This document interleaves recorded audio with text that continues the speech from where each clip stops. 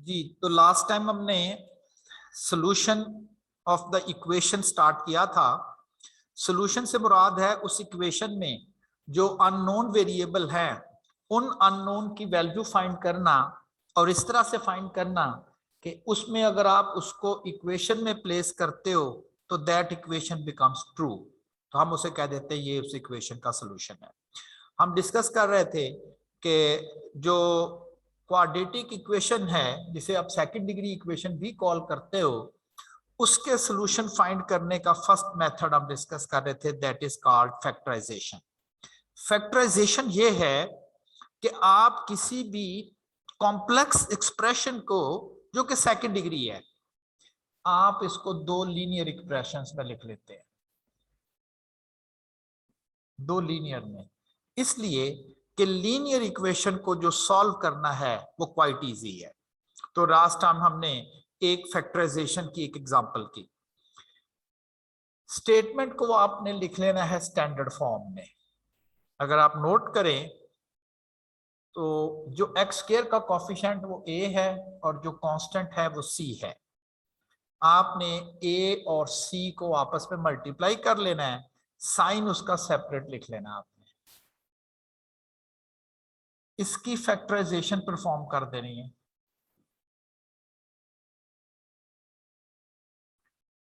2, 3, 5 और उनमें से दो ऐसे फैक्टर्स बनाने हैं, इनको कंबाइन करके जिनका आंसर बी आए। बी क्या चीज है?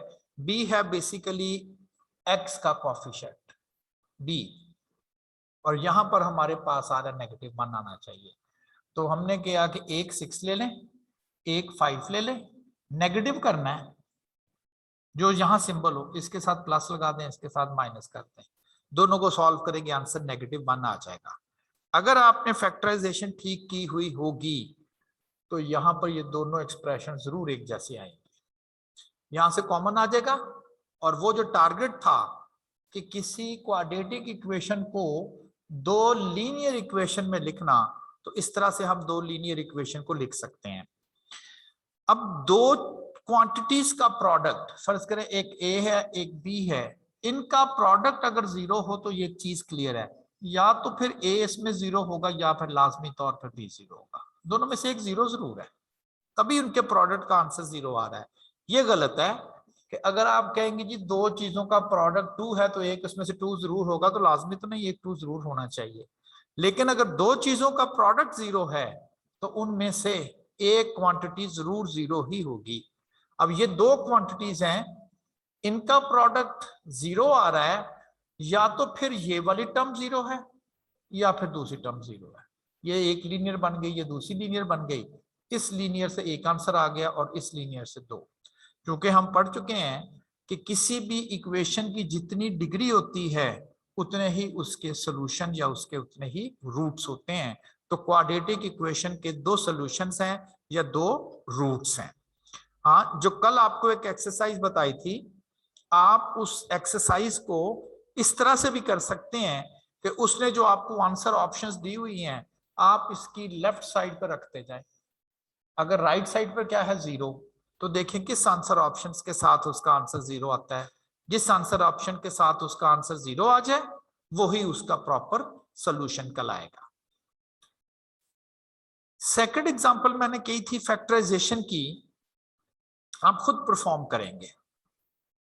तो सबसे पहला काम तो हमने ये करना है कि इस इक्वेशन को, ये जो इक्वेशन दी गई है, आप इस इक्वेशन को लिख लेंगे, इस इक्वेशन को स्टैंडर्ड फॉर्म में आप लिख लेंगे।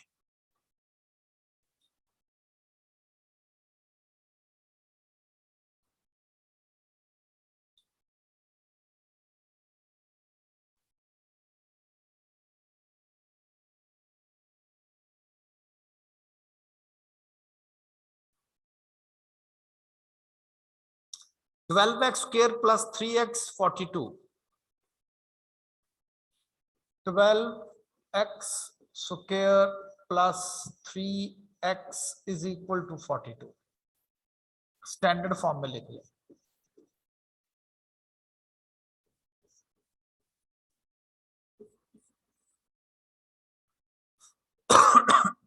पहला काम है इन दोनों को मल्टीप्लाई करना।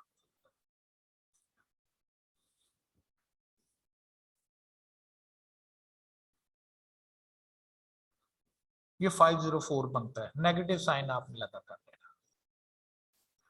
किसको? ए और सी, इसको अब आपने दोनों को मल्टीप्लाई कर लेना है और ये बन गया 504। अब आपने इसकी फैक्टराइजेशन स्टार्ट कर देनी है उसी तरह से 2 के साथ।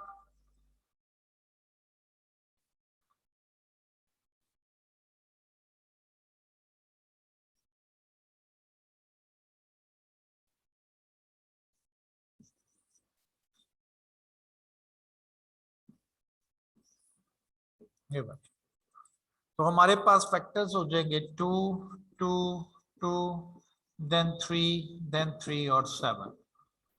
आपने इनको आपस में इस तरह से मिलाना है कि ये 3 आ जाए, और किस तरह से आए? नेगेटिव करके आए। नेगेटिव करके आप इसको 3 बनाएंगे, ठीक। अच्छा, अब जरा देखिएगा कि जब आपने इसको इसके साथ मल्टीप्लाई किया है और जो आंसर आपके पास आया है 504, वो जरा काफी बड़ा आंसर आ गया है, जिसकी वजह से फैक्टराइजेशन करने में हमें काफी प्रॉब्लम आई है। कर लिया हमने फैक्टराइजेशन, इसके पेयर बनाने हैं। इसके हमने इस तरह से पेयर बनाने हैं कि उनको माइनस करेंगे तो आंसर 3 आना चाहिए। अब देखें, अगर मैं फर्ज करो पेयर बनाऊं, इसको ट्राई करें पहले।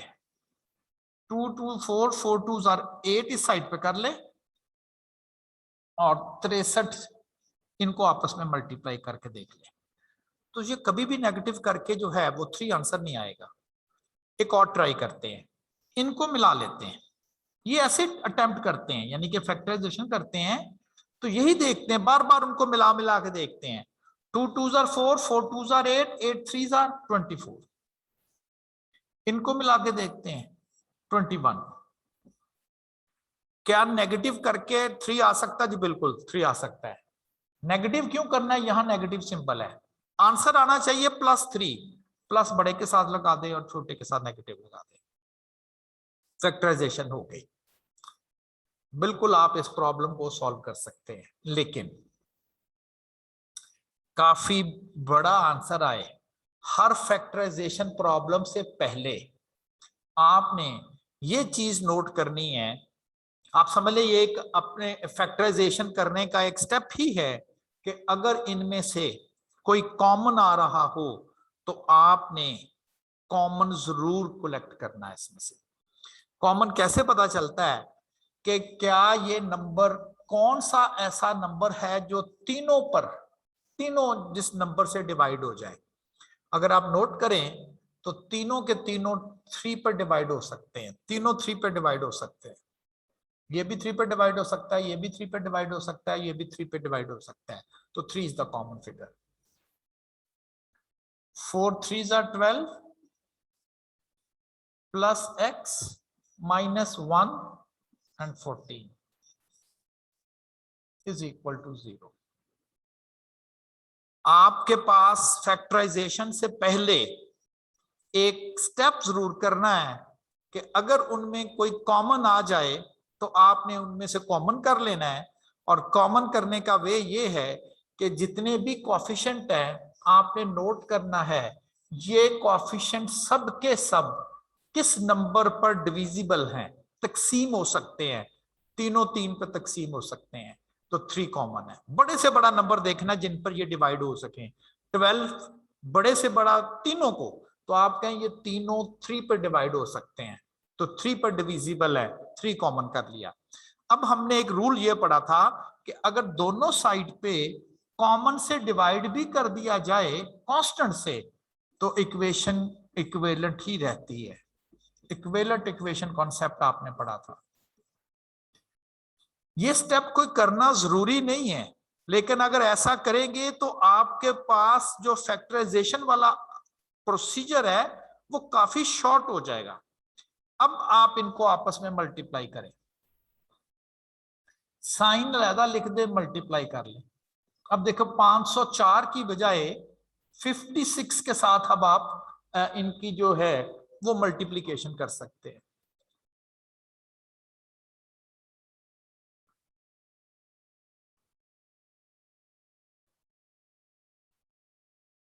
टू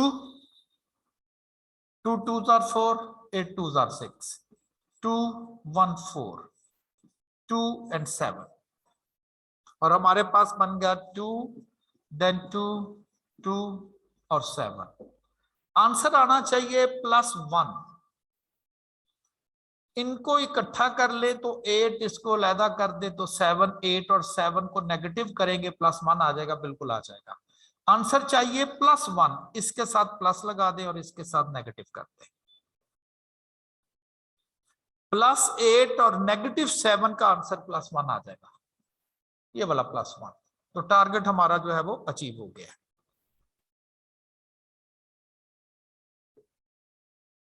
ठीक है जी। तो अब आप इस पे 4x² plus 8x negative 7x negative 14 is equal to 0। पहले दोनों में से देखना यह है कि दोनों किस नंबर पे डिविजिबल है, 4 पे कॉमन, और इधर भी x आ रहा है इधर भी x आ रहा है, लीस्ट पावर इनमें से कॉमन आ जाएगी। लीस्ट पावर अगर दोनों जगह वो आ रहा है, अब 4 मैंने लिख दिया, एक पावर लिख दी, एक रह गई, प्लस 8 को 4 पर डिवाइड करेंगे 2 रह जाएगा, तो x + 2 ये इसमें से कॉमन आ जाएगा। नेगेटिव इन दोनों में से कॉमन आएगा 7x, नेगेटिव चूंकि कॉमन है तो ये साइन चेंज हो जाएगा, +2।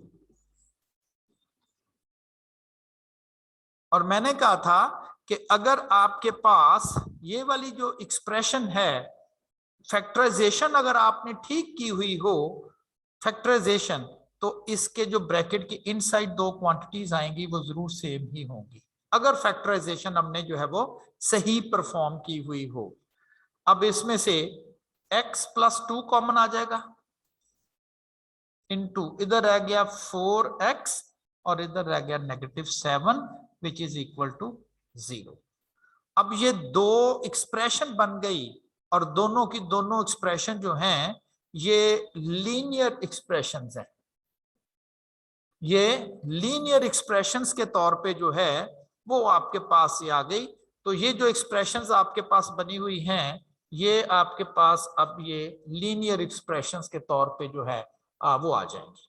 अब हम इनको अलहदा अलहदा से सॉल्व कर देंगे, क्योंकि वो दो लीनियर एक्सप्रेशंस हैं, अलहदा अलहदा से सॉल्व कर देंगे। x + 2 4x -7 is equal to 0, या तो x + 2 0 होगा या 4x -7 जो है वो 0 होगा। यहां से x का आंसर -2 आ गया एक आंसर, और यहां से x का आंसर आ गया 7/4, तो दो आंसर आ गए। तो फैक्टराइजेशन क्या है? फैक्टराइजेशन है किसी भी कॉम्प्लेक्स एक्सप्रेशन को सिंप्लीफाई करके दो लीनियर इक्वेशंस में बदलना। मैंने कॉमन करके काट दिया, ये दो रह गए, इनकी फैक्टराइजेशन कर दी, कॉमन ले लिया, दो लीनियर इक्वेशन बन गई, दो लीनियर इक्वेशन बन गई। तो एक आंसर आ गया आपके पास -2 और एक आंसर आ गया आपके पास 7/4। Multiply a with c, sign अलहदा कर लेने हैं, जो भी साइन आए, फिर वहां देखना है कि प्लस करके बनना चाहिए कि नेगेटिव करके बनना चाहिए, साइन देखकर आप बता देंगे, एंड देन फिर आप उसकी फैक्टराइजेशंस करके और उसका आंसर फाइंड कर लेंगे। जी, अब किसी ने कोई क्वेश्चन करना हो तो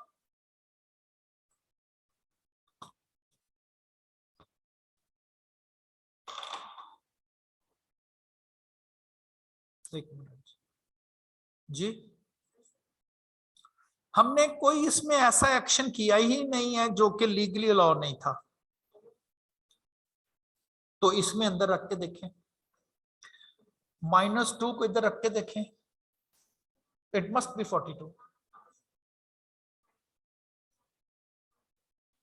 जी, सोल्यूशन से मुराद ही ये है कि ऐसी वैल्यू जो राइट लेफ्ट को बराबर कर दे। If you want to check that number, put the answer into the original equation. देखना ये है कि क्या ये सिचुएशंस ठीक रहती है। 2 2s are 4, 48 -6 is equal to 42, 42 is equal to 42। It is true. इसका मतलब ये तो सोल्यूशन है, चेक करने की जरूरत नहीं है। इसलिए जरूरत नहीं है कि हमने कोई 3 एक्शन में से कोई एक्शन नहीं किया। मैंने किसी जगह पर भी वेरिएबल से मल्टीप्लाई नहीं किया, किसी जगह पर भी वेरिएबल से डिवाइड नहीं किया, मैंने किसी जगह पर स्क्वेयरिंग नहीं की। तो मुझे इस आंसर को चेक करने की ऐसा जरूरत ही नहीं है। ये जरूर उसके आंसर होंगे, चेक करेंगे तो इसका मतलब हम अपना टाइम वेस्ट कर रहे होंगे। जी, कोई क्वेश्चन हो आपकी जानिब से, किसी ने पूछना हो तो। फैक्टराइजेशन मेथड क्या है? आप ऐसा कह लें कि जो क्वाड्रेटिक इक्वेशन होती है, समझ लें उसको हैंडल करना मुश्किल है। हम क्या करते हैं, उसकी 2 लीनियर इक्वेशंस बना लेते हैं। देखें, एक लीनियर ये बन गई, लीनियर का पता ना पावर 1, और एक लीनियर ये बन गई, बस यही फैक्टराइजेशन है। To reduce the second degree equation into 2 linear equations solve हो जाएंगी। अच्छा जी, अब थर्ड वन है 2x square plus 3x negative 8। 2x square plus 3x negative 8। Negative 8 is equal to 0। 2x square plus 3x negative 8 is equal to 0।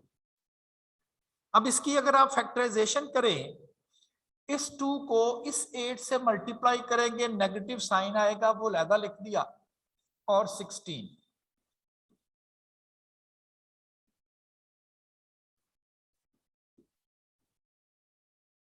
तो हमारे पास जो expression आ गई,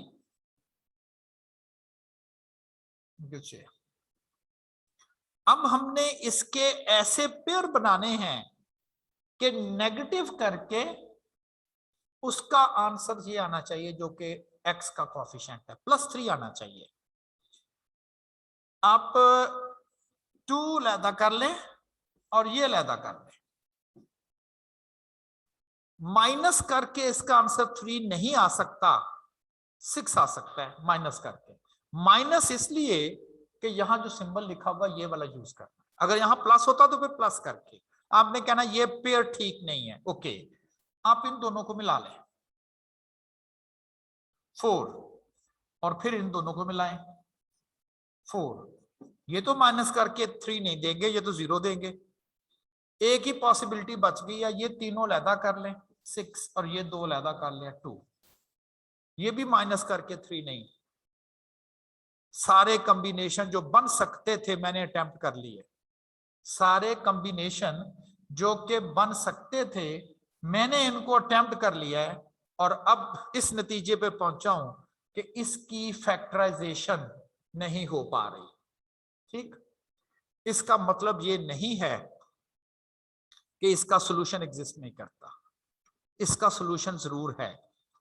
इसकी फैक्टराइजेशन नहीं हो रही, हम फैक्टराइजेशन करने का मेथड बदल लेते हैं। फैक्टराइजेशन करने का एक और मेथड भी है, ठीक, वो थोड़ा लेंथी है, लेकिन वो जरूर आपको फैक्टराइजेशन करके देगा। ये नहीं हो सकता वो फैक्टराइजेशन ना कर सके। तो आप कहेंगे सर आपने पहले वो क्यों नहीं बताया, वो लेंथी है। ये जो मेथड मैंने आपको फैक्टराइजेशन का बताया है ये शॉर्ट है, जल्दी सॉल्व हो जाता है। बस इसका ड्रॉबैक है कभी कभी इस मेथड से फैक्टराइजेशन नहीं होती। इसलिए मैं अब कह रहा हूं कि पहले आपने ये मेथड अटेम्प्ट करना है। अगर आप फैक्टराइजेशन करने में कामयाब हो जाते हैं तो ठीक है, और अगर आप कहते हैं जी इस तरह से फैक्टराइजेशन नहीं हो पा रही, तो then there is another way of factorization. तो फैक्टराइजेशन करने का एक और भी मेथड है, थोड़ा लेंथी जरूर है लेकिन वो जरूर फैक्टराइजेशन आपको करके देगा। वो क्या है बरा, वो हम सीखते हैं। जब फर्ज करें एक एक्सप्रेशन लिखी हुई है A square plus B square plus 2ab, ये एक एक्सप्रेशन मैंने लिखी हुई है। आप समझ लें सेकंड डिग्री लिखी हुई है, एक्स की फॉर्म में कर लें। चले मैं उसे एक्स की फॉर्म में कर देता हूं। लिखा हुआ जी X square plus Y square plus 2xy is equal to 0। ये एक एक्सप्रेशन लिखी हुई है जो कि क्वाड्रेटिक है, जो कि सेकंड डिग्री है। फर्ज करें मैं इसकी फैक्टराइजेशन करना चाहूं। अच्छा, एक स्टूडेंट कहता है कि सर ये तो x प्लस वाई का स्क्वायर लिखा हुआ आपने। बिल्कुल सही है, मैंने x प्लस वाई का स्क्वायर लिखा हुआ है। x प्लस वाई का स्क्वायर ओपन करेंगे तो यही एक्सप्रेशन बनेगी।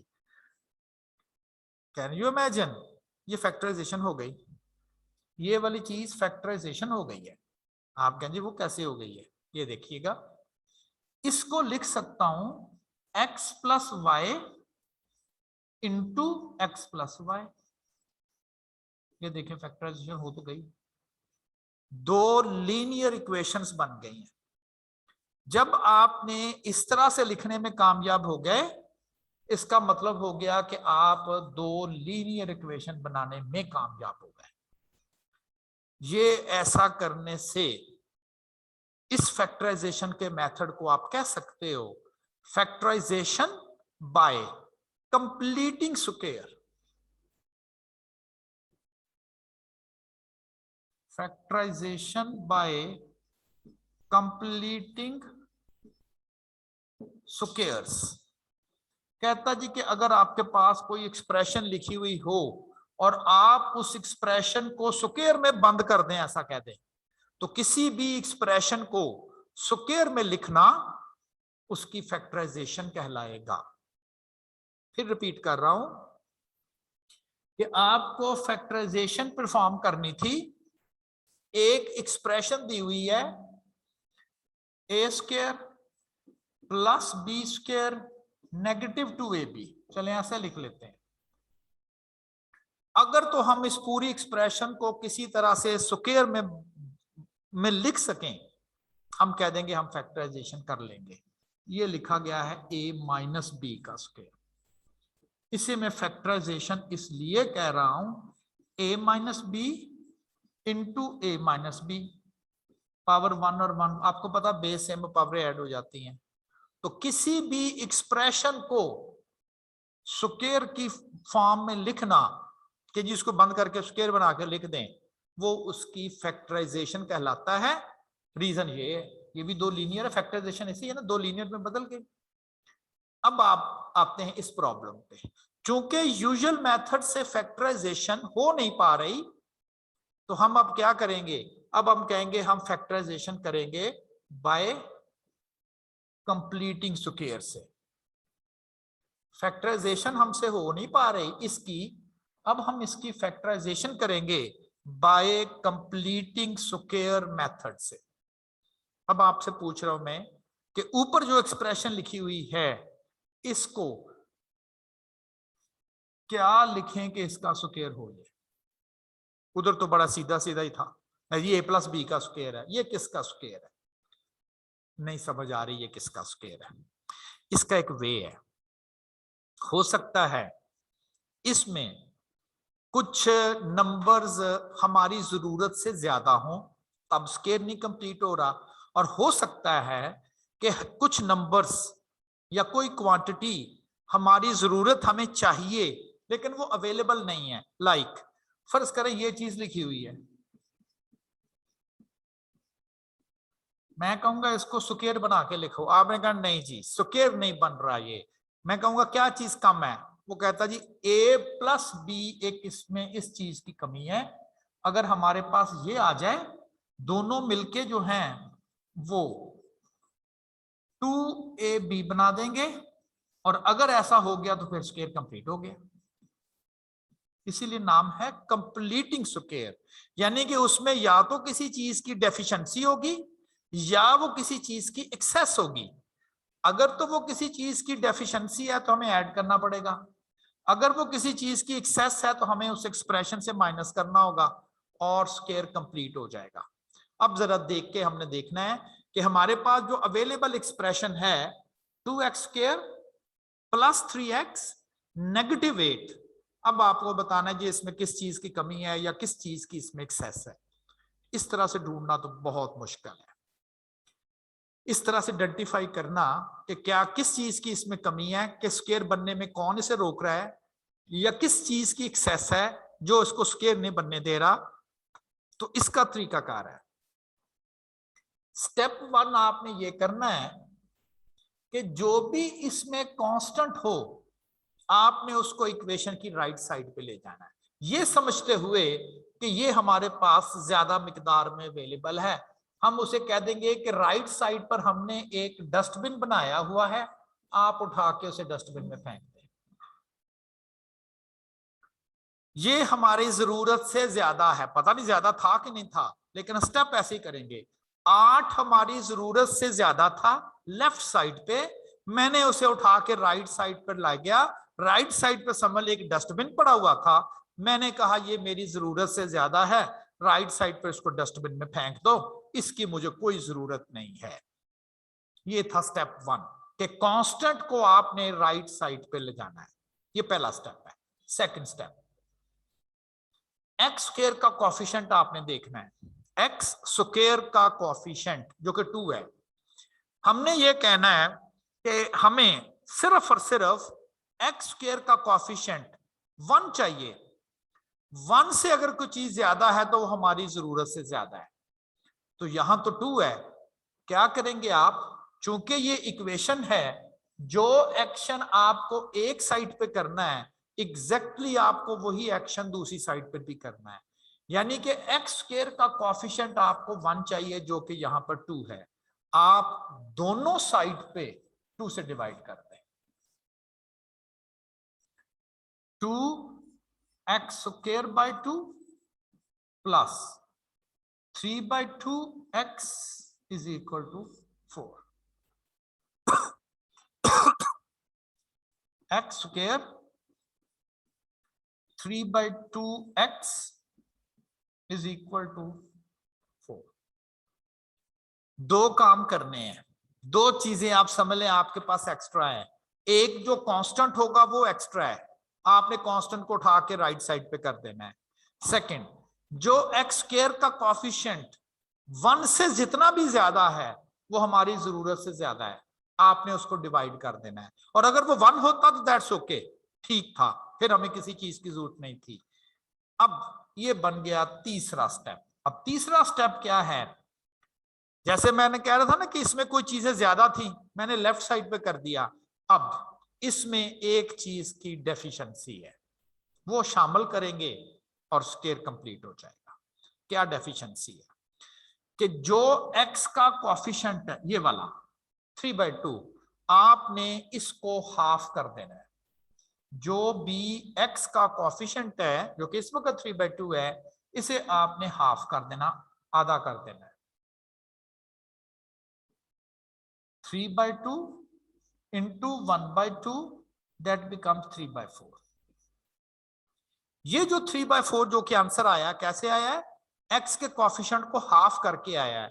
इसका स्क्वायर दोनों साइड पर आपने ऐड करना है, यही इस चीज में डेफिशिएंसी थी। प्लस 3/4 स्क्वायर इधर भी ऐड करना है और 3/4 स्क्वायर इधर भी ऐड करना है। दोनों साइड पर इसलिए ऐड करना है कि ये इक्वेशन है, अगर आप इक्वेशन की एक साइड पर ऐड करेंगे दूसरी साइड पे नहीं करेंगे तो इक्वेशन डिस्टर्ब हो जाएगी। दो स्टेप में समझ लें आपने ये काम किया है कि जो चीज एक्स्ट्रा थी वो आपने राइट साइड पर भेज दी, और तीसरे स्टेप में आपने जाके कहा कि इसमें जो डेफिशिएंसी है वो पूरी करें। कमी क्या करना है कि जो x का कोफिशिएंट है, x का उसको करना है आपने हाफ। ये जो आंसर आए उसका स्क्वायर दोनों साइड पर आपने ना ऐड कर देना है। अब ये जो लेफ्ट साइड है, लेफ्ट साइड ये वाली, ये एक स्क्वायर बन चुका होगा। किसका ये स्क्वायर है? इसको आपने छोड़ देना, एक्स लिख दें, ये सिंबल लिखना है, और इसको छोड़ दें और 3/4 लिख दें और उसके ऊपर स्क्वायर लिख दें। ये इसको ओपन करके देखेंगे, इस स्क्वायर को ओपन करके देखेंगे तो यही बनेगा। राइट जो लेफ्ट साइड थी उसमें यहां से मैंने स्टार्ट किया, मैंने कहा ये किसका स्क्वायर है, आपने कहना कोई पता नहीं, हो सकता है इसमें कोई चीज एक्स्ट्रा हो, तो आपने समझना इसमें कांस्टेंट एक्स्ट्रा था ये वाला, आपने उठा के साइड पे ले गए। फिर आपने कहना एक्स स्क्वायर का कोएफिशिएंट 1 होना चाहिए, जो चीज अब एक्स्ट्रा है उससे डिवाइड करते, दोनों चीजें सॉल्व होने के बाद ये आ गया। फिर आपने कहना इसमें कमी है, किस चीज की, इसका हाफ का स्क्वायर, दोनों साइड पर ऐड करते हैं।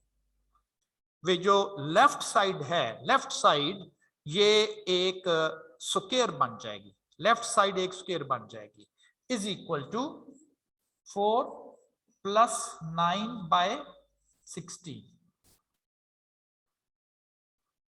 4 + 9/16। अब इसको जरा मजीद सॉल्व, देखे लेंथी है ना, इसीलिए तो मैंने आपको पहले नहीं बताया। अब मजबूरी ये बन रही है कि हो नहीं रही थी, तो फिर इसलिए आपको ये चीज बताई गई है ना, सॉल्व हो पा रहा था उस मेथड से। फैक्टराइजेशन तो कर दी आपने, कहा जी कहाँ कर दी फैक्टराइजेशन, फैक्टराइजेशन मैंने कर दी है कि ये जो स्क्वायर लिखना है, स्क्वायर लिखना, ये फैक्टराइजेशन ही तो कहलाता है। x + 3/4 होल का स्क्वायर इज इक्वल टू, अगर आप यहां पर सिंपली कैलकुलेटर भी ले लें, 4 बजाय इसके कि हम वो एलसीएम वगैरह वाला एक्सरसाइज परफॉर्म करें, 4 + 9/16,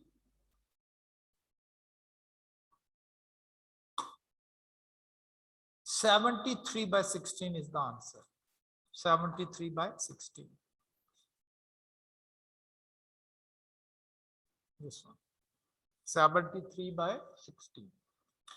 अब आपने x का आंसर फाइंड करना है, x का आंसर फाइंड करना है, जबकि ये आ रहा है स्क्वायर, दोनों साइड पर आप अगर स्क्वायर रूट लेंगे, दोनों साइड पे ये स्क्वायर कैंसिल हो जाएगा। और जब स्क्वायर रूट दोनों साइड पे लेते हैं, आपको पता है कि आप प्लस माइनस लिखते हो, इसकी रीजन क्या है, -3 का स्क्वायर करेंगे तो 9 बनेगा, +3 का स्क्वायर करेंगे तो 9 बनेगा, 9 का स्क्वायर रूट करेंगे, अब आपको ये नहीं पता ये +3 से स्क्वायर होके आया कि -3 से होकर आया है, तो इसलिए जब आप लिखेंगे तो हम लिखते हैं ये +3 का भी स्क्वायर हो सकता था, ये -3 का भी, जब स्क्वायर रूट लेते हैं तो प्लस माइनस, इसके साथ ये कैंसिल हो गया और हमारे पास एक्सप्रेशन रह गई। 73 अलहदा लिख दिया स्क्वायर रूट में और 4 अलहदा लिख दिया, प्लस एंड माइनस। एक्स का आंसर फाइंड करना था, ये दूसरी साइड पे शिफ्ट हो गया।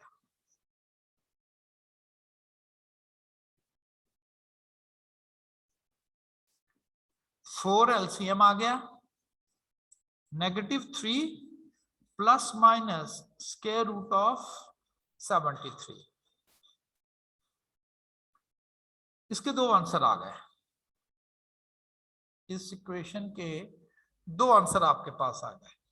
एक आंसर आपके पास आ गया -3 + 73/4, और दूसरा आंसर आपके पास आ गया -3 - 73/4। देखिए आंसर तो आ गया ना, लेंथी है, इसे हम कहते हैं फैक्टराइजेशन बाय कंप्लीटिंग स्क्वायर्स। अगर यूजुअल मेथड से फैक्टराइजेशन नहीं होगी तो फिर हम उसकी फैक्टराइजेशन किया करेंगे कंप्लीटिंग स्क्वायर मेथड से। Factorization by completing square method, ये फैक्टराइजेशन जरूर करके देगा आपको। लाइक अगर यही एग्जांपल जो पहले की थी आपने, फर्ज करें यही वाली है, इसको भी बिल्कुल इसको आप कर सकते हो कंप्लीटिंग स्क्वायर से, और आर्ट एंड आपको देखोगे यही दो आंसर मिलेंगे। 15x square minus x minus 2, इसको जरा अटेम्प्ट करें। 15x square minus x minus 2,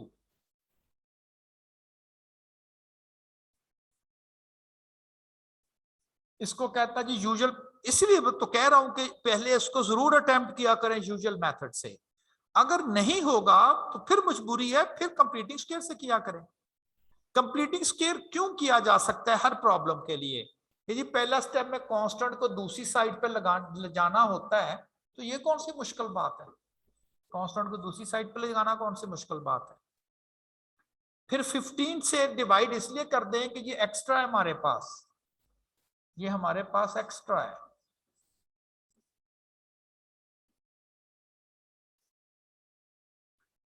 अब इसी चीज की डेफिशिएंसी है 1/15 का हाफ,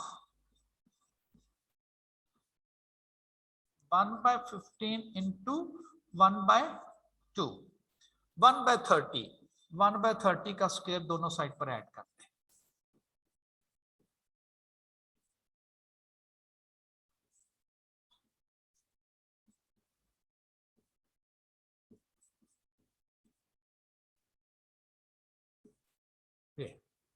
उसके बाद फिर आप कहेंगे x, सिंबल ये लिखते हैं माइनस 1/30 और होल स्क्वायर,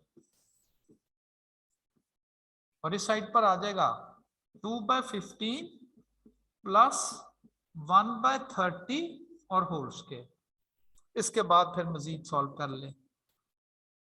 लेकिन आपने देखा कि जी अगर आप कंप्लीटिंग स्क्वायर से करते हैं तो वाकई ये लेंथी हो जाता है, तो मजबूरी है लेंथी हो जाए, सो व्हाट, लेकिन प्रॉब्लम तो हमने सॉल्व करना होता है। तो कंप्लीटिंग स्क्वायर मेथड फैक्टराइजेशन करने का एक वे है जिसमें प्रॉब्लम लेंथी जरूर होता है लेकिन प्रॉब्लम सॉल्व जरूर हो जाता है।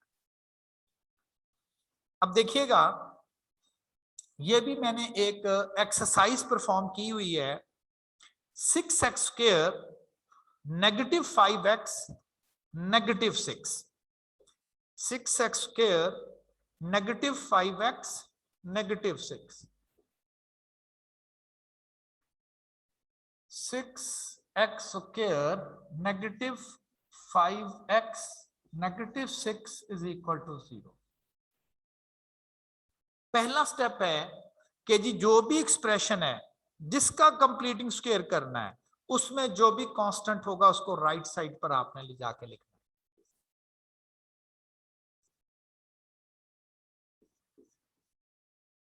सेकंड स्टेप, जो भी एक्स स्क्वायर का कॉफिशिएंट है वो 1 होना चाहिए, ये 6 है, 6 से डिवाइड कर दें।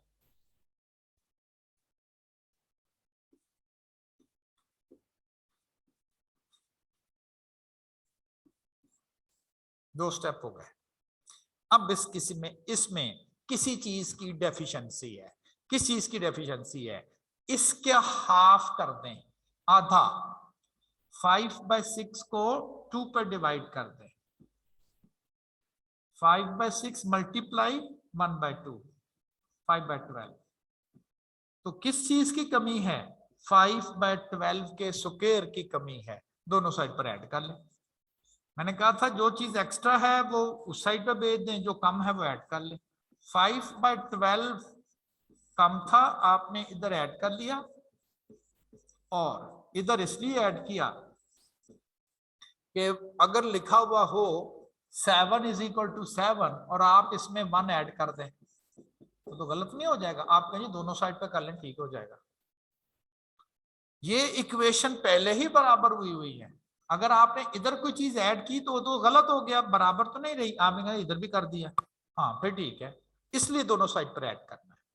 और ये साइड जो होगी x, ये सिंबल लेना है नेगेटिव, और 5/12 ये इसका स्क्वायर होगा, इज इक्वल टू 1 + 25/144 का स्क्वायर होगा। 1 + 25/144, 1 + 25/144, ये है जी 169/144। तो x - 5/12 होल स्क्वायर 169/144।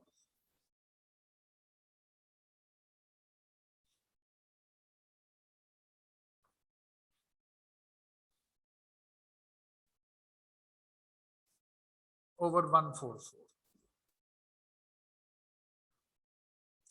इसको जब आप सॉल्व करोगे x - 5/12 is equal to ± square root of 169/144।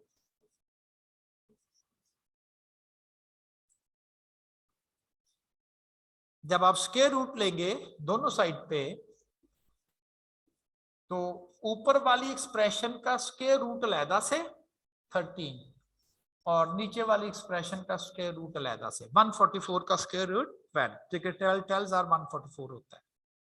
और यहां से आंसर आ गया 5/12 ± 13/12, 12 एलसीएम आ गया 5 ± 13/12।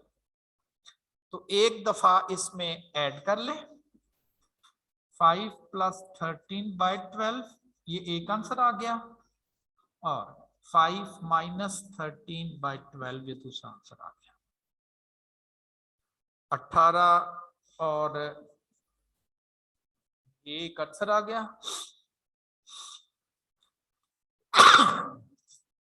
-8/12 देयर इज अनदर आंसर। इसको सिंप्लीफाई करके लिख दें या ऐसे लिख दें, मुझे डिपेंड करता है। तो ये आपके पास दो आंसर आ गए। पहला स्टेप कांस्टेंट को राइट साइड पे शिफ्ट करना, दूसरा स्टेप एक्स स्क्वायर का कोएफिशिएंट 1 करना, तीसरा स्टेप जो एक्स का कोएफिशिएंट है उसका हाफ करके उसका स्क्वायर दोनों साइड पर ऐड करना, और तीसरा स्टेप ये है कि जो लेफ्ट साइड होगी वो किसका स्क्वायर है उसको लिखना। ये वाले स्टेप्स हैं।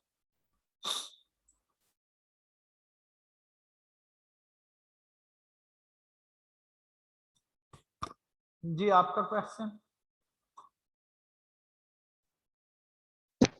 अस्सलाम वालेकुम सर। वालेकुम सलाम। सर ये जो क्वेश्चन आपने अभी बताया ये सारा एक कंप्लीटिंग स्क्वायर से करना है, ये किसी और मेथड से नहीं कर सकते? आपको ना आई कैप ने आपके कोर्स में लिखा हुआ है कंप्लीटिंग स्क्वायर बच्चों को आना चाहिए, ठीक।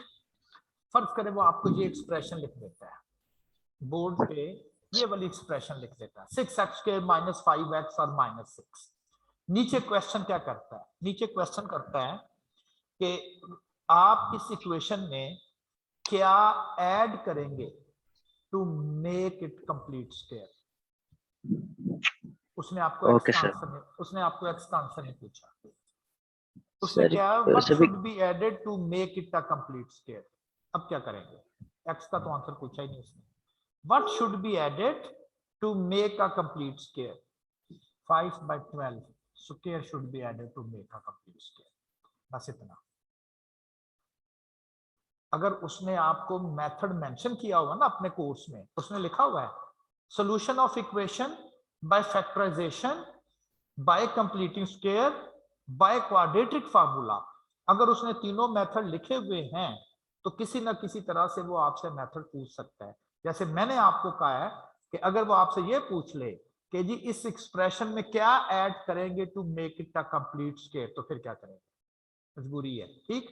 एक रीजन, आगे कुछ फैक्टराइजेशन के क्वेश्चन और भी हैं, ये फिर इसमें मुझे स्क्वायर कंप्लीट करने वाली चीज आपको समझानी है, इसलिए मैं यहां पर समझा रहा हूं कि एक मेथड है फैक्टराइजेशन, एक मेथड है फैक्टराइजेशन बाय कंप्लीटिंग स्क्वायर्स। हाँ जी, अब आप पूछें मुझसे क्या कंफ्यूजन है आपको? एनीवन? लेंथी है, बिल्कुल लेंथी है। एडवांटेज, ये सॉल्यूशन जरूर आएगा। क्यों करना है? आई कैप ने अगर मेंशन किया तो वो क्वेश्चन कर सकता है जैसे मैंने किया था। What should be added to make it a complete square? 3 step याद करें। कांस्टेंट राइट साइड पर लिखें, एक्स स्क्वायर का कोएफिशिएंट 1 करना कंसर्न होगा, और इस कोएफिशिएंट का हाफ करके जो बनता है उसका स्क्वायर करके दोनों साइड पर ऐड कर देंगे। लेफ्ट साइड स्क्वायर कंप्लीट हो जाएगा, जो कुछ बचेगा राइट साइड पे बच जाएगा, आपसे सॉल्व कर देंगे। हाँ जी, ठीक है। ये तो 2 मेथड हमने कर लिए, वैसे तो एक ही कहना चाहिए, इसलिए कि फैक्टराइजेशन ही तो मैंने की है। पहले मैंने फैक्टराइजेशन की यूजुअल मेथड से, अब मैंने फैक्टराइजेशन की कंप्लीटिंग स्क्वायर से। अच्छा, ये आपका क्लेम हो सकता है कि जी जब हम ये मेथड चले इससे सॉल्व तो हो जाता है, लेकिन ये लेंथी हो जाता है फैक्टराइजेशन, बिल्कुल लेंथी हो जाती है, इसमें कोई शक ही नहीं है कि फैक्टराइजेशन बाय कंप्लीटिंग स्क्वायर जो है ये लेंथी हो जाता है। फिर इसका एक वे है, इसका वे ये है कि आप क्या करें, जो आपके पास क्वाड्रेटिक इक्वेशन है, आप उस क्वाड्रेटिक इक्वेशन का कंप्लीटिंग स्क्वायर करके रख लें। क्वाड्रेटिक इक्वेशन की जो जनरल फॉर्म है उसी का कंप्लीटिंग स्क्वायर करके रख लें। वो क्या बनता है कि जी कांस्टेंट राइट साइड पे ले जाए। मेरे पास देखें कोई न्यूमेरिक्स नहीं आता, मैं जनरल फॉर्म की फैक्टराइजेशन कंप्लीटिंग स्क्वायर कर रहा हूं। ए से दोनों साइड पर डिवाइड कर दें ताकि कोएफिशिएंट जो है वो 1 हो जाए, तो रह गया आपके पास X square plus B over A X minus C over A. 2 step हो गए। तीसरा स्टेप था कि एक्स के कोएफिशिएंट का हाफ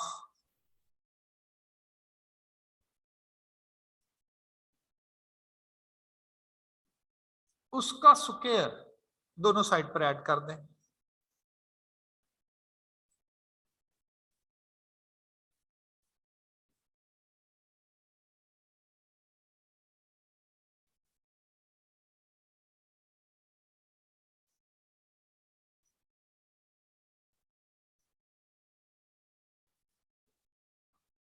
ले जी, राइट साइड बन गई x plus B over 2a का स्क्वायर,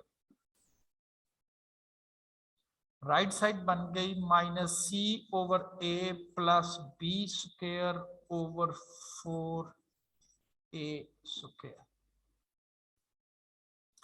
मैंने कहा कि आप इसका कंप्लीटिंग स्क्वायर करके रख लें और आगे इसको मजीद ले जाएं। मैं आपको एंड पर लिखना चाहता हूं कि आखिर में जाके एक्स का आंसर क्या आएगा वो बता रहा हूं मैं आपको। आखिर में जाके एक्स का आंसर क्या आएगा वो मैं आपको लिखवा रहा हूं। लास्ट पे जाके एक्स का आंसर आएगा x is equal to minus B plus minus square root of B square minus 4ac over 2a।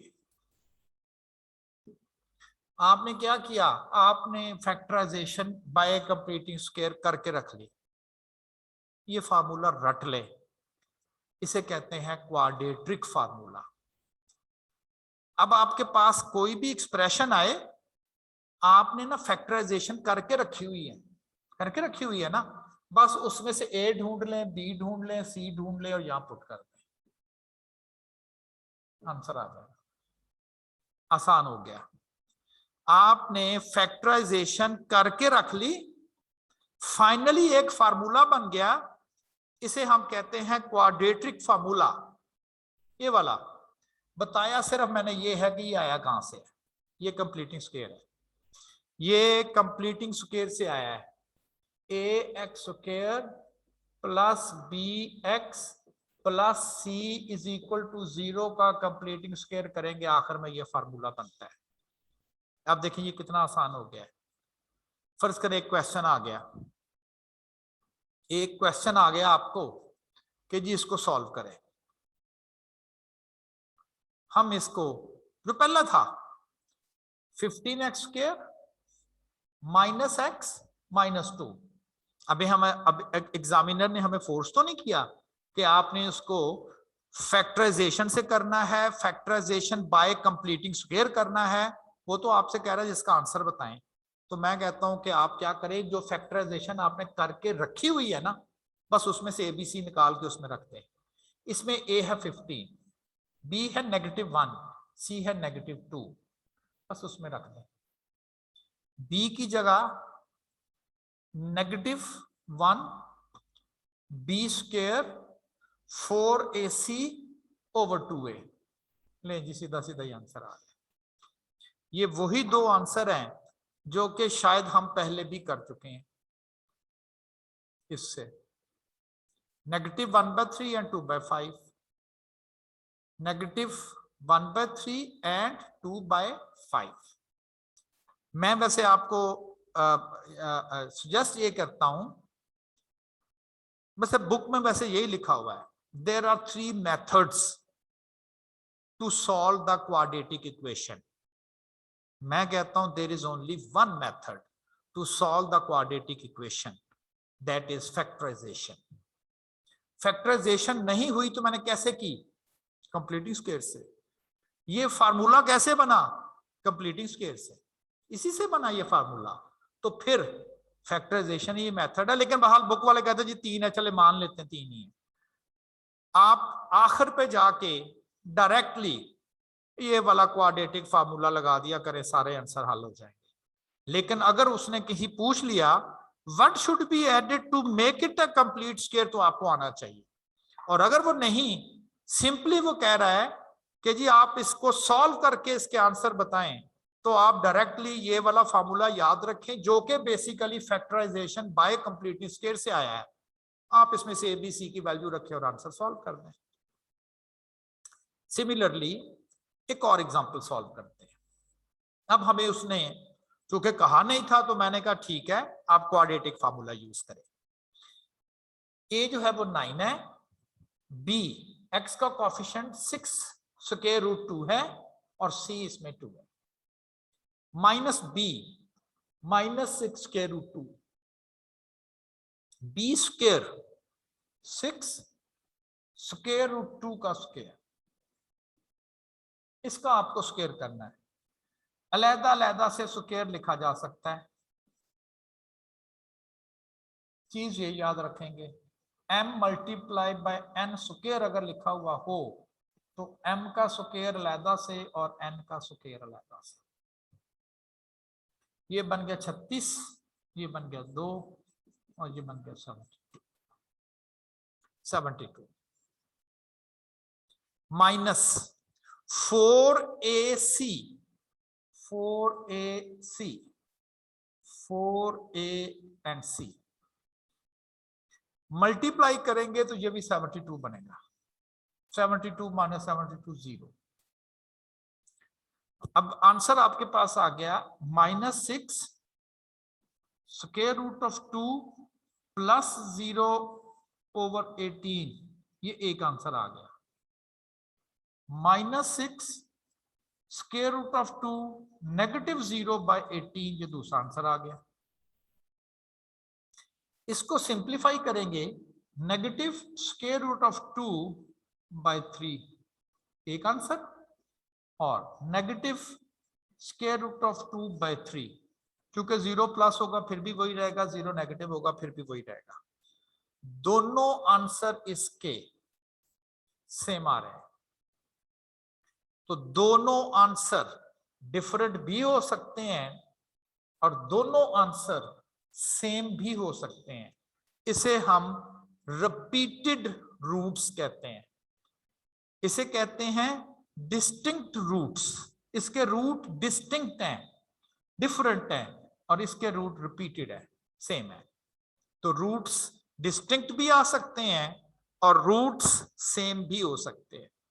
मैंने एक इक्वेशन सॉल्व की क्वाड्रेटिक फार्मूला लगा के, क्योंकि एग्जाम में जरूरी नहीं है कहना उसको, मैंने आपको समझा दिया।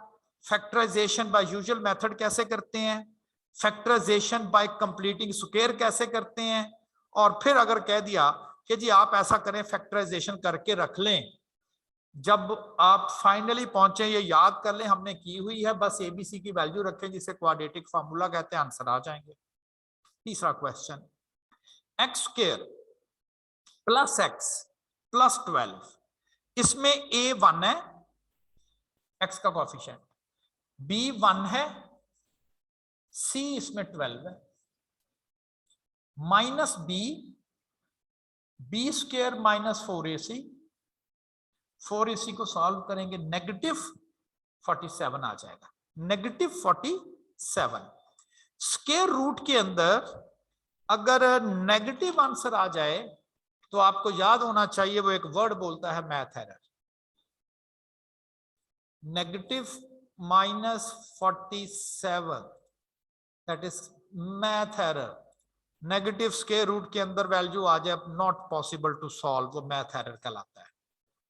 अब हुआ क्या था, स्टक हो गया, मैथमेटिक्स यहां पर आके स्टक हो जाता था कि जी नेगेटिव आ गया, आगे आगे ये क्वेश्चन ही नहीं चलता।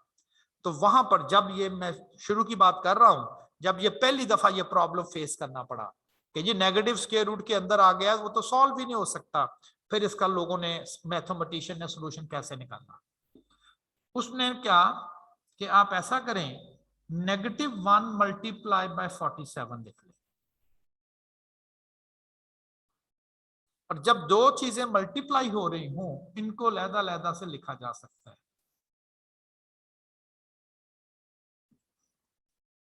फिर उन्होंने कहा कि मसला आता है इसके सॉल्यूशन में, ऐसा ही है ना, इसमें तो कोई प्रॉब्लम नहीं है, अब तो ये पॉजिटिव हो गया है। उसने कहा कि -1 के स्क्वायर रूट को आप सॉल्व ही ना करो, इसका नाम साइंटिस्ट ने रख दिया एओटा, आई से एओटा और स्क्वायर रूट ऑफ 47 ले जी कहते चल कर, ये एक इमेजिनरी नंबर है, ख्याली इमेजिनरी 3D कॉन्सेप्ट बनाया नहीं जा सकता, सोचा जा सकता है, तो सॉल्व हो गया ये मसला भी। -1 प्लस माइनस, ये जो नेगेटिव है इसकी जगह एओटा लिख दिया और साइन लिख दिया 47/2। आप कहेंगे aorta is an imaginary number, तो रूट्स इमेजिनरी भी हो सकते हैं, रूट्स रिपीटेड भी हो सकते हैं, रूट्स डिस्टिंक्ट भी हो सकते हैं। तो 3 तरह के रूट्स होते हैं, 3 तरह के रूट्स होते हैं क्वाड्रेटिक इक्वेशन के, distinct roots, repeated roots, imaginary roots. इसीलिए यहां पर मैंने 3 एग्जांपल आपको क्वाड्रेटिक फार्मूले से कर दी, हर प्रॉब्लम क्वाड्रेटिक फार्मूले से हल हो जाएगा। एग्जाम में आता है preferably use the quadratic formula, सारे मसले आपके हल हो जाएंगे। जी कोई क्वेश्चन करना तो बोलिएगा। 3 मेथड बताए, factorization by usual method, factorization by completing square method and quadratic formula, basically वो भी फैक्टराइजेशन ही है। एग्जाम में क्वेश्चन आ जाता है solve the second degree equation, preferably आप क्वाड्रेटिक फार्मूला यूज करें, क्योंकि उसने तो नहीं आपको फोर्स किया हुआ कि आपने कौन से मेथड से करना है, समझा मैंने दिया। अच्छा, अब वो रूट्स कैसे होंगे, डिस्टिंक्ट होंगे, इमेजिनरी होंगे, या वो रिपीटेड होंगे, वो पता चल सकता है हमें सॉल्व किए बगैर। कैसे, ये जो स्क्वायर रूट के अंदर टर्म है बी स्क्वायर माइनस 4ac, जो स्क्वायर रूट के अंदर आ रही है, अगर तो इस स्क्वायर रूट के अंदर आने वाली टर्म पॉजिटिव आई तो उसके रूट्स डिस्टिंक्ट होंगे। जैसे इधर था, ये पॉजिटिव नंबर है, बी स्क्वायर माइनस 4ac जो कि स्क्वायर रूट के अंदर आ रहा है, अगर ये पॉजिटिव आ जाती है तो डिस्टिंक्ट रियल रूट्स का आंसर आएगा, यानी कि आखिर में जो 2 आंसर आएंगे दोनों डिफरेंट होंगे। अगर डिस्क्रिमिनेंट, अगर ये बी स्क्वायर माइनस 4ac, अगर इसका आंसर 0 आ जाए जो कि इसमें आ रहा है, तो रूट्स रिपीटेड हो जाएंगे, यानी कि सेम आंसर आएगा। और अगर इसका आंसर नेगेटिव आ जाए तो रूट्स इमेजिनरी होंगे, जैसे आखिरी एग्जांपल में हो रहा है। तो बी स्क्वायर माइनस 4ac, ये जो स्क्वायर रूट के अंदर टर्म है, इसकी कैलकुलेशन आपको ये बता सकती है कि आखिर में जो आंसर आएगा वो आंसर दोनों डिफरेंट होंगे, रिपीटेड होंगे या इमेजिनरी आंसर आएंगे, ये पहले ही पता चल सकता है। इस वजह से इसको, इस एक्सप्रेशन को हम डिस्क्रिमिनेंट बोलते हैं। ये इस क्वाड्रेटिक इक्वेशन का डिस्क्रिमिनेंट है, क्योंकि ये डिस्क्रिमिनेट करता है किसमें, रूट्स किस तरह के। तो बी स्क्वायर माइनस 4ac, हो सकता है एग्जामिनर आपको सिंपली ये क्वेश्चन करे इक्वेशन देने के बाद कि जी इसके रूट्स रियल हैं, रिपीटेड हैं या इमेजिनरी हैं। एक तरीकाकार तो ये है, आप अपना सारा प्रॉब्लम सॉल्व करें, पता चल जाएगा कि जी ये रिपीटेड है, ये इमेजिनरी है, ये इस तरह से है। और सेकंड वे, आप सिर्फ डिस्क्रिमिनेंट सॉल्व करें, बी स्क्वायर माइनस 4ac। अगर उसका आंसर पॉजिटिव आएगा तो आप कहेंगे रूट्स नहीं पता क्या आएंगे, आएंगे वो डिफरेंट। अगर उसका आंसर 0 है, सेम आएंगे। अगर उसका आंसर नेगेटिव है तो इमेजिनरी आएंगे।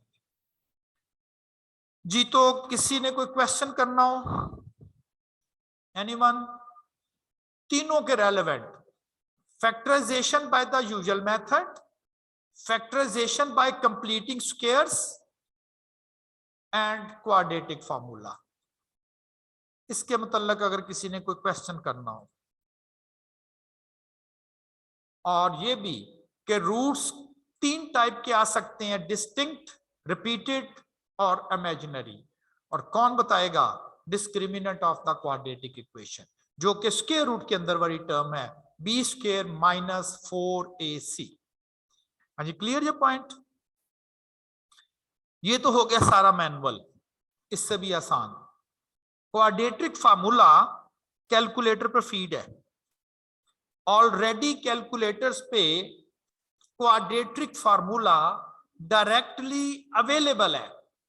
सिर्फ और सिर्फ आपने काम क्या करना है कि ए बी सी की वैल्यू आपने कैलकुलेट करके बस उसमें दे देनी, बाकी खुद ही कर लेगा। कहता जी मेरे पास फार्मूला है, आप मुझे एबीसी बस बता दें। बड़ी केयर करनी है, अगर इस तरह से लिखा हुआ हो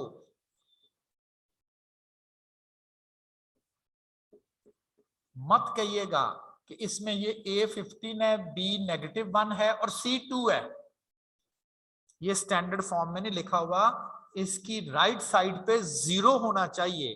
तो फिर -2 इज इक्वल टू 0, तो B पे 2 नहीं है, C -2 है। Take care of it. Calculator on कर लेते हैं, पहला क्वेश्चन सॉल्व करते हैं। A15 है, B -1 है और C -2 है। आप इसको मोड को लेके जाओगे इक्वेशन मोड में, जो कि नंबर 5 पर है, इक्वेशन मोड। इसमें नंबर 3 देखिएगा, 3 क्वाड्रेटिक इक्वेशन लिखी हुई है। ए का मतलब एक्स स्क्वायर का coefficient, ax square plus bx plus c, right side पे क्या लिखा हुआ है? 0। तो इट मींस कि आपने इक्वेशन बिल्कुल ऐसे लिखनी है, ये सब कुछ लेफ्ट साइड पे और राइट साइड पे 0। नंबर 3 कहता है ये बताओ 15 इक्वल, आगे चला जाएगा, बी बताओ -1, कहता सी -2। फीड हो गया, इक्वल प्रेस कर देंगे। x1 का मतलब पहला आंसर 2/5, फिर इक्वल प्रेस कर दें, सेकंड आंसर -1/3, सॉल्व हो गया। डायरेक्टली आप कैलकुलेटर पे सिर्फ और सिर्फ ए बी और सी, इनकी वैल्यू आप वहां से नोट करके बस इसमें पुट कर दीजिएगा और आंसर आ जाएगा। इक्वल, ये कुछ और है, कहता A 9, मैं अगला सिर्फ सॉल्व करने लगा हूं। B 6 स्क्वायर रूट 2 और C 2। पहला आंसर -2/3। देखिएगा, आपका जी एक ही आंसर देता है, उसने यहां 1 2 लिखा ही नहीं है, दोनों रिपीटेड आंसर आएंगे।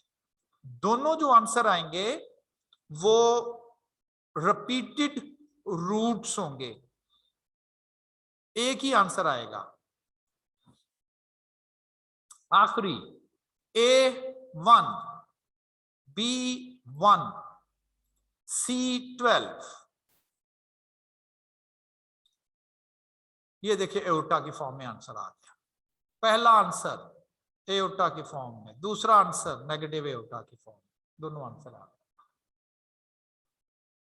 देखें आई कैप ने अगर अपने कोर्स आउटलाइन में ये चीज लिखी हुई है कि solution of the second degree equation by factorization, by completing square, by quadratic formula, तो कुछ ना कुछ तो वो पूछ सकता है ना उसमें से।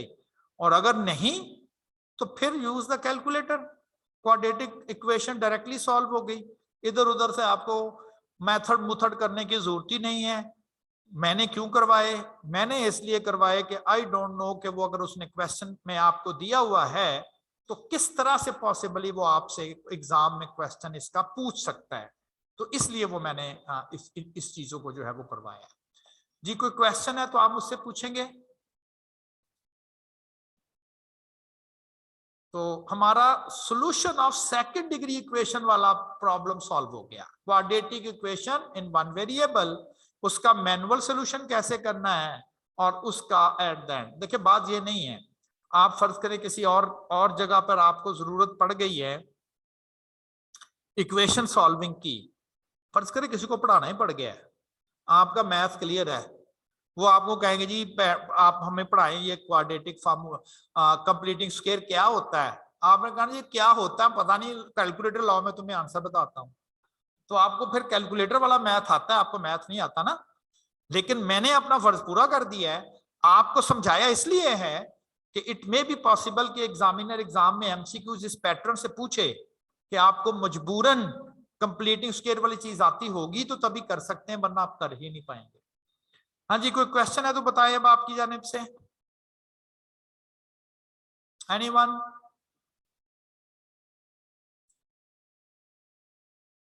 अच्छा, इसी के ही रेलेवेंट एक छोटा सा प्रॉब्लम है, वो कुछ इस तरह से है कि अगर आपको, हम कर क्या रहे हैं, हमें इक्वेशन दी जाती है और हमसे पूछा जाता है इस इक्वेशन के रूट्स क्या हैं। रूट्स यानी कि आंसर। हम उस इक्वेशन को पकड़ते हैं और सॉल्व कर देते हैं। फर्ज करें आपको मैं अगर ऐसे कह दूं x square plus x negative 6, इसके रूट्स या इसके आंसर बताओ, इसके रूट्स या इसके आंसर बताओ। आप वो सारा प्रोसीजर करें, बल्कि अब तो आपको कैलकुलेटर से भी पता है कि क्या करना है, तो आप कैलकुलेटर ऑन करें, ए की जगह 1, एक्स का कॉफिशिएंट 1, उसका कॉफिशिएंट नेगेटिव 6, पहला आंसर आ गया। 2, दूसरा आंसर आ गया negative 3। 2 and negative 3 are its root. 2 and negative 3 are the roots of this equation. अब प्रॉब्लम जो बोर्ड पे लिखा गया है ये बिल्कुल इसके उलट है। वो क्या है? जो बोर्ड पे प्रॉब्लम लिखा हुआ है वो एग्जैक्टली इसके अपोजिट है। वो किस तरह से प्रॉब्लम इसके अपोजिट है कि उसने जब आपको सॉल्व करने के लिए कहा है, उसने प्रॉब्लम जो सॉल्व करने के लिए कहा है उसमें उसने रूट्स खुद दिए हैं, रूट्स उसने खुद दे दिए ये वाले, और कह रहा है कि ये किस इक्वेशन के रूट्स हैं। इक्वेशन बतानी है, उलट इक्वेशन होती बता के कहता रूट्स बता दो, उलट कर रहा है। वो कहता जी ये दो रूट्स किस इक्वेशन के हैं, हमें क्या पता किस इक्वेशन के। इक्वेशन बनानी है, रूट्स नहीं बताने। पहले था इक्वेशन बताता था, रूट पूछता था, अब रूट बता रहा है, इक्वेशन पूछ रहा है आपसे इक्वेशन। तो रूट्स से इक्वेशन बनाने का क्या तरीका है? क्या करेंगे आप? एस कैलकुलेट कर लेंगे और पी कैलकुलेट कर लेंगे। एस और पी, एस क्या चीज है? जो उसने दो रूट्स दिए गए हैं उनका सम कर लीजिएगा। इन दोनों रूट्स का सम, एक रूट 2 है, एक रूट -3 है, इनका सम करेंगे -1 आ जाएगा। फिर आपने इन रूट्स का प्रोडक्ट कर लेना है, 2 और -3 का प्रोडक्ट -6। आपने एस और पी, रूट्स से एस और पी कैलकुलेट कर लेने हैं, यानी कि रूट्स का सम और रूट्स का प्रोडक्ट्स आपने कैलकुलेट कर लेना है। ठीक, इसके बाद आपने उसको इस इक्वेशन में पुट कर देना है। X square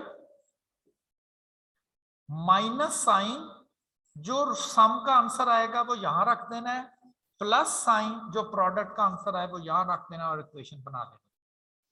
x square minus sum का आंसर था -1, प्रोडक्ट का आंसर था -6। X square plus x -6 is equal to 0। Equation बन गई। दिस इज द इक्वेशन जिसके रूट्स क्या हैं? 2 और -3।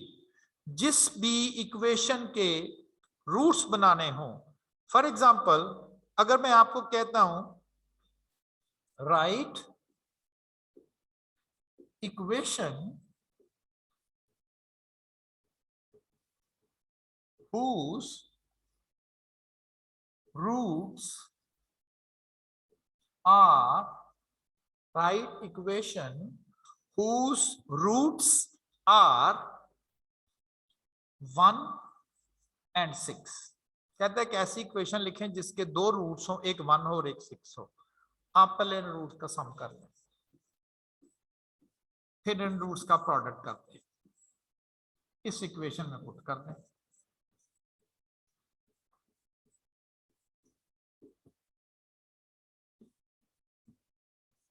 सम था इसका जी 7 और प्रोडक्ट था इसका 6।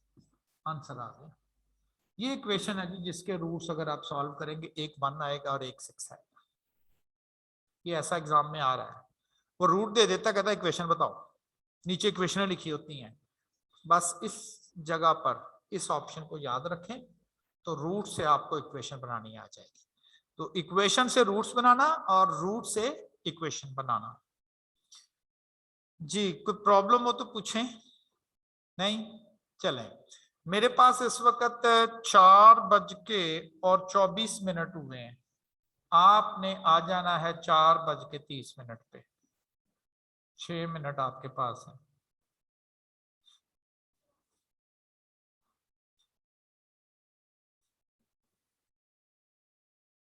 जी, तो आपको इसके रेलेवेंट कोई प्रॉब्लम नहीं है, ठीक हो गया। अच्छा जी, अब ये जो नेक्स्ट एक आर्टिकल है जो कि इसी के ही रेलेवेंट है, दैट इज फैक्टराइजेशन करना। एक तो मैं नहीं समझता कि आप जो लोग हैं आपके, हाँ इक्वेशन सॉल्विंग तो चले एक फैक्टर है, लेकिन फैक्टराइजेशन आप लोगों ने वैसे क्या करनी है? इस दफा तो नहीं, लेकिन मार्च अटेम्प्ट के लिए आई कैप ने इसे अपने कोर्स से निकाल दिया है। आपके है, आपके कोर्स में ये फैक्टराइजेशन करने का आपके है, लेकिन मार्च अटेम्प्ट में अलबत्ता उन्होंने इसको कोर्स से स्किप कर दिया है। फैक्टराइजेशन अगेन वही कॉन्सेप्ट है, फैक्टर बनाना, लीनियर फॉर्म में लिखना। फर्क यह है कि अब ये इक्वेशन नहीं है, अब ये इक्वेशन नहीं है, no equation, no equal sign, इसको हम कहते हैं अलजेब्रिक एक्सप्रेशन। ये एक अलजेब्रिक एक्सप्रेशन है। अब इस अलजेब्रिक एक्सप्रेशन की फैक्टराइजेशन कैसे करनी है? 2-3 मेथड है। 2-3 मेथड ये हैं कि अगर आपके पास इक्वेशन कोई लिखी हुई हो और आपको क्वेश्चन आ जाता है factorize this expression, it is not an equation क्योंकि इक्वल साइन नहीं है, तो आपने, अगर वो 3 टर्म है, सबसे पहले आपने देखना है कि ये जो पहली टर्म है ये किसका परफेक्ट स्क्वायर है। अब देखिए लफ्ज मैंने बोला है परफेक्ट स्क्वायर। 5 किसी का परफेक्ट स्क्वायर नहीं है 9, ये 3 का परफेक्ट स्क्वायर है। इसी तरह से 16, ये 4 का परफेक्ट स्क्वायर है। 25, ये 5 का परफेक्ट स्क्वायर है। 36, ये 6 का परफेक्ट स्क्वायर है। लेकिन अगर आप कहेंगे 39 ये किसका परफेक्ट स्क्वायर है, तो ये नहीं। यानी कि जो इंटीजर्स के स्क्वायर्स होते हैं उन्हें हम कहते हैं ये परफेक्ट स्क्वायर है। जैसे 4 एक परफेक्ट स्क्वायर है 2 का, 9 परफेक्ट स्क्वायर है 3 का, 16 परफेक्ट स्क्वायर है 4 का, 25 परफेक्ट स्क्वायर है 5 का, एंड सो ऑन। तो इन्हें हम कहते हैं ये परफेक्ट स्क्वायर्स है। आपने अब देखना है कि जो पहली एक्सप्रेशन लिखी गई है दैट इज 4x स्क्वायर, ये किसका परफेक्ट स्क्वायर है, तो ये है 2x का perfect square.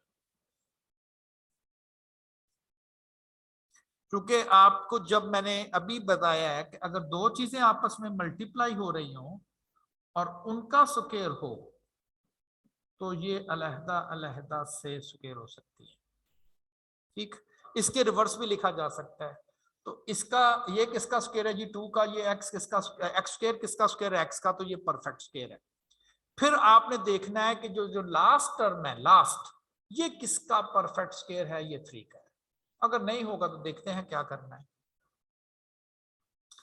Then minus sign, ये वाला साइन जो यहां लिखा गया है माइनस, और आपने 2 टाइम्स इन दोनों का प्रोडक्ट लिखना है यहां पर।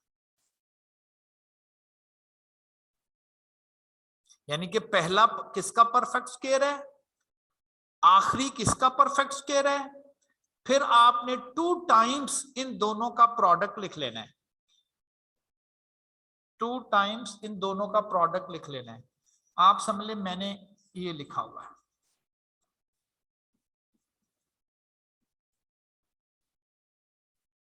इन दोनों का प्रोडक्ट।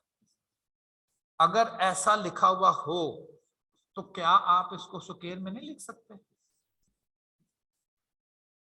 और स्क्वायर में लिखना फैक्टराइजेशन कहलाता है। तो मैंने कंप्लीटिंग स्क्वायर से फैक्टराइजेशन कर दिया। कैसे?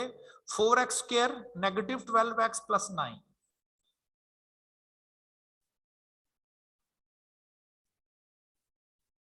इक्वेशन नहीं है, मैं बार बार लफ्ज बोल रहा हूं, देयर इज नो इक्वेशन।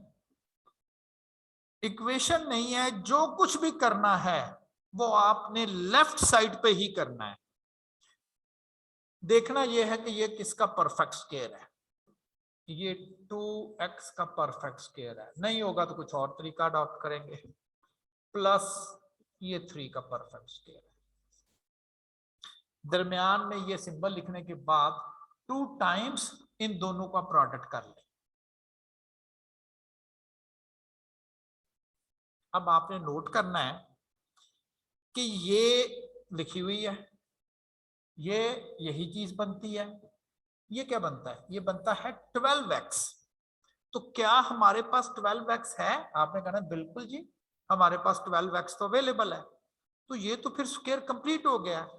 ये उठा ले, नेगेटिव साइन उठाएं और ये टर्म उठाएं। और अगर हमने किसी एक्सप्रेशन को स्क्वायर में बंद कर दिया तो इसका मतलब हमने उसके फैक्टराइजेशन कर दी। इसलिए इसकी फैक्टराइजेशन हो गई कि इसको लिखा जा सकता है। नहीं, फैक्टराइजेशन हो गई इसकी। किसी एक्सप्रेशन को स्क्वायर में आपने कंपोज करके लिख दिया, आपने उसकी फैक्टराइजेशन कर दी। तो एक मेथड क्या बना, आपने देखना पहली टर्म किसका परफेक्ट स्क्वायर है, तीसरी जो टर्म लिखी हुई है वो किसका परफेक्ट स्क्वायर है, क्या दरमियान में 2 टाइम्स प्रोडक्ट है। लाइक आप ये काम कर रहे हो,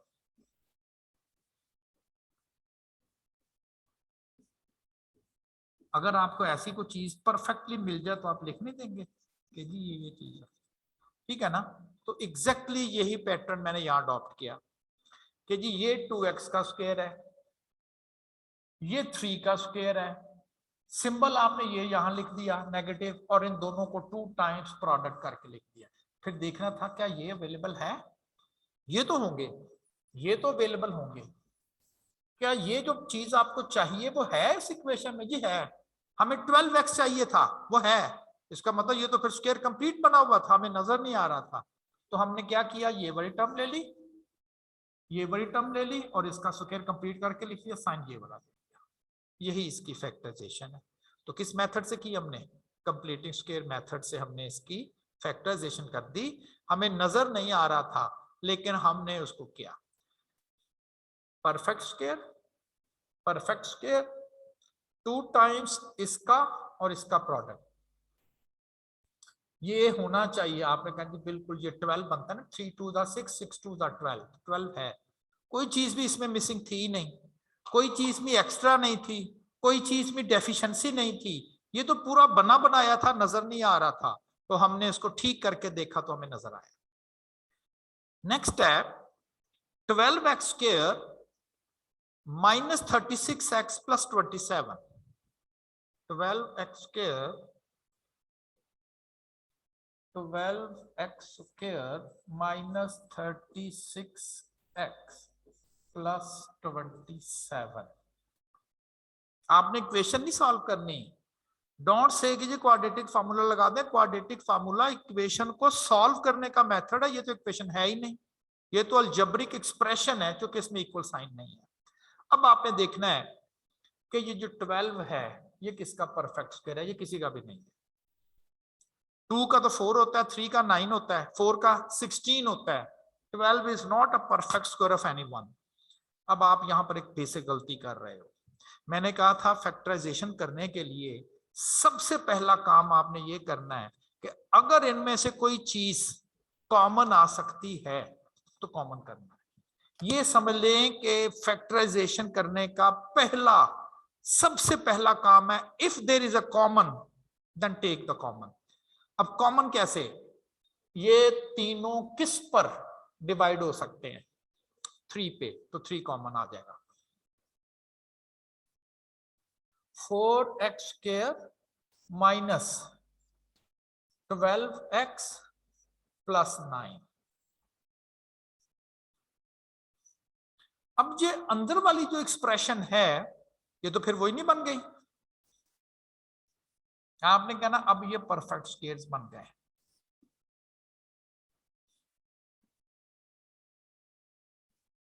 ये सिंबल,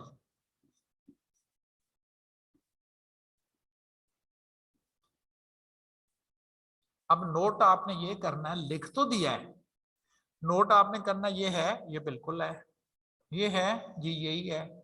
क्या ये जो टर्म हमें चाहिए 3 2 6 6 2 12x है? ये बिल्कुल है। तो फिर ये तो स्क्वायर बना हुआ था, हमें नजर नहीं आ रहा था। 2x 2x नेगेटिव और 3 एंड देन होल स्क्वायर, ये इसकी फैक्टराइजेशन है। 3 इंटू 2x माइनस 3। जी, किसी ने अगर कोई क्वेश्चन पूछना हो, पहले कॉमन करेंगे तो ये बनती है, वरना परफेक्ट स्क्वायर ही नहीं बनते। ठीक हो गया? चले, अब एक और मेथड है फैक्टराइजेशन का, मेथड नहीं ट्रिक। और वो ट्रिक ये है कि अगर हमारे पास दो परफेक्ट स्क्वायर्स हों, दो परफेक्ट स्क्वायर्स हों और दरमियान में इंपॉर्टेंटली नेगेटिव साइन हो, दो परफेक्ट स्क्वायर्स हों, दरमियान में अगर उनके नेगेटिव साइन है तो ये इक्वल होगा, एक दफा स्क्वायर्स को छोड़ते हुए एक दफा प्लस के साथ लिख लें और एक दफा माइनस के साथ, इसके बराबर। नोट करें, फैक्टराइजेशन हो गई। दो परफेक्ट स्क्वायर्स हों, दरमियान में उनके नेगेटिव साइन हो, एक दफा इस और इसको प्लस के साथ लिख दें और एक दफा इस और इसको नेगेटिव के साथ लिख दें, फैक्टराइजेशन हो गई। अब जरा आप कहेंगे ये कैसे लिख दिया आपने? चले मैं मल्टीप्लाई करके देखता हूं क्या आता है। ए को ए से मल्टीप्लाई करेंगे तो ए स्क्वायर, ए को बी से मल्टीप्लाई करेंगे माइनस ए बी, बी को ए से मल्टीप्लाई करेंगे प्लस ए बी, और प्लस माइनस और बी स्क्वायर, ये दोनों कैंसिल हो गए और आपके पास आंसर आ गया ए स्क्वायर माइनस बी स्क्वायर, वही वाला। तो ये इसका मतलब है कि अगर दो परफेक्ट स्क्वायर्स हो, दरमियान में नेगेटिव हो, तो एक दफा आप प्लस और एक दफा नेगेटिव लिख सकते हैं। अब देखिएगा, ये एक परफेक्ट स्क्वायर है एक्स का, ये एक परफेक्ट स्क्वायर है 3 का, दरमियान में नेगेटिव है। ओके, एक दफा आप प्लस लिख देंगे, एक दफा माइनस। लें जी, इसकी फैक्टराइजेशन हो गई, एक दफा प्लस और एक दफा माइनस।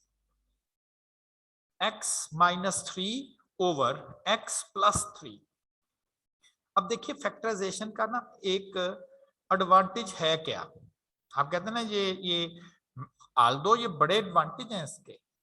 लाइक आपको ये एक्सप्रेशन दी हुई है, कहता है जी इसको सॉल्व करें, डिवाइड करें। वैसे अगर डिवाइड करना हो ना, कुछ ऐसे लॉन्ग डिवीजन इसे हम कहते हैं, तो ये अच्छा खासा लेंथी काम है, अच्छा खासा लेंथी काम है। फैक्टराइजेशन क्या करती है, किसी भी कॉम्प्लेक्स एक्सप्रेशन को सिंपल एक्सप्रेशन में बदलती है। ये पढ़ा रहा ना मैं, इसकी जरा करें हाँ फैक्टराइजेशन, याद है ना अभी की थी, x plus 3 x minus 3 over x plus 3।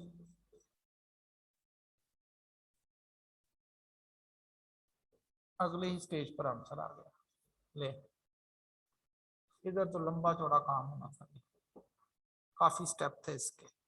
ये फायदा है फैक्टराइजेशन का कि आप स्प्लिट करके उसमें कॉमन चीजें काट देते हो। और इस तरह का क्वेश्चन एग्जाम में आया हुआ, सिंप्लीफाई, सिंप्लीफाई से वो डायरेक्ट नहीं उसने कहा फैक्टराइजेशन। मुराद ये थी कि जी ऊपर वाले के भी फैक्टर बना ले, नीचे वाले के भी बना ले फैक्टर्स, फैक्टराइजेशन करके उसे सिंपल कर ले, जो कॉमन है वो काट दे, जो बाकी बच जाएगा वो आंसर आ जाएगा। ये एडवांटेज है इसका। तो दो परफेक्ट स्क्वायर्स, दरमियान में नेगेटिव, एक दफा प्लस और एक दफा minus. x4 minus 81, x4 minus 81, इसकी फैक्टराइजेशन करनी है। दरमियान में नेगेटिव हो ना, जरूर देखा करें ये परफेक्ट स्क्वायर तो नहीं है, ये x स्क्वायर का स्क्वायर है, ये 9 का स्क्वायर है। ये तो दो परफेक्ट स्क्वायर है, दरमियान में नेगेटिव है, तो एक दफा प्लस हो जाएगा, स्क्वायर छोड़ देंगे ना ऊपर से, और एक दफा नेगेटिव हो जाएगा।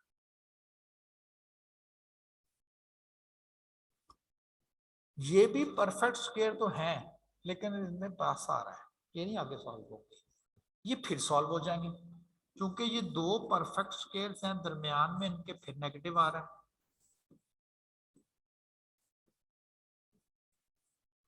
ये फिर सॉल्व हो जाएंगे।